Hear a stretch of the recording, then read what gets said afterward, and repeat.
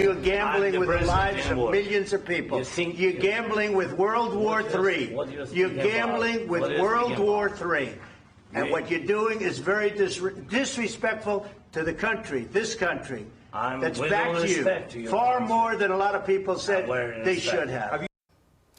Queen City News continues to follow the developments out of Washington and what many are calling a contentious overall office exchange. And this is looking at the Oval Office here with the cameras rolling. The president and vice president in a heated exchange with Ukrainian President Vladimir Zelenskyy. Well, the minerals deal that was supposed to be signed today was not. And now many are wondering what's next. On a Truth social media post following this exchange, Trump called the meeting, quote, meaningful, but added, quote, I have determined that President Zelenskyy is not ready for peace if America is involved because he feels our involvement gives him a big advantage in negotiations. Well, he goes on to be able to say, I don't want advantage, I want peace. A few hours ago, South Carolina Senator Lindsey Graham backed President Trump for what happened in the Oval Office and called for President Zelenskyy to step down. I think the relationship between Ukraine and America is important, vitally important.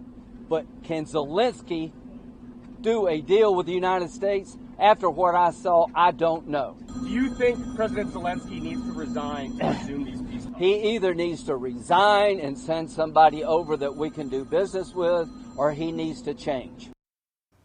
Senator Graham is not the only lawmaker from the Carolinas to make public statements on this meeting. Joining us right now, Republican South Carolina Congressman Ralph Norman. Congressman Norman, thank you so much for giving us your time right now. First, I want to get your reaction to this exchange between President Trump and the Ukrainian President Vladimir Zelenskyy. Well, a couple of things, Alicia.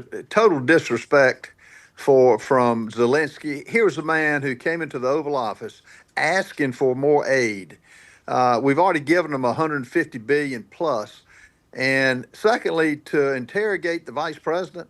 And I guess thirdly, the total disrespect to interrupt Donald Trump, who is his biggest ally. If it hadn't been for the United States, it wouldn't have happened. Zelenskyy did not know his audience. He didn't know who he was talking to. He's used to a weak Biden who would give anything.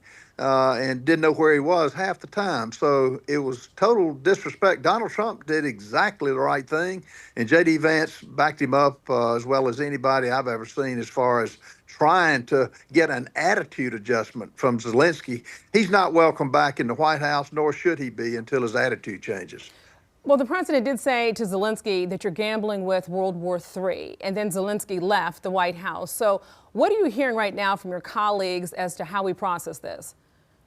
I've had the emails and the people who have voiced their opinion, glad to see a leader like Donald Trump. We're not being walked over anymore. And you've got a comedian in Zelenskyy who gave a talk at the Capitol dressed in, he didn't wear a coat and tie. He just, it's an embarrassment, really. But the people who are emailing and texting me, glad to see Trump take a hard line. Glad to see that Zelenskyy finally realizes America is not their piggy bank. Lastly, on the president's social media platform, Truth Social, he said, speaking about Zelenskyy, I have it right here in front of me, that he could come back when he is ready for peace. So does it seem like the president is extending an olive branch at this point? I think he is. The president's been more benevolent than most people would be, because with what I saw on that short clip, there's no excuse for a man like Zelenskyy, who this country has been great to him, to act like that. And the attitude that the president kept saying has got to change. So the president has been over backward. Congressman Norman, many of your colleagues are weighing in today as to what they thought about this heated exchange. We appreciate your insight and your time as always. Thanks so much. My pleasure. And also, when we look at what's going on there with going on in this heated exchange, I do want to be able to mention that we did reach out to South Carolina Congressman Jim Clyburn, and we are now waiting to be able to hear back. But Queen City News will, of course, continue to dive into this contentious meeting throughout the evening and what it could mean for America and its allies. All right, just into our newsroom, Jennifer Roberts, a former mayor of Charlotte, reacting to the exchange, saying, "Dear world, I am so sorry that we have a mob boss for president and vice president. Please know that many Americans are trying hard to rein him in through the courts. We are with Ukraine and praying for peace on fair terms. This was an embarrassing exchange.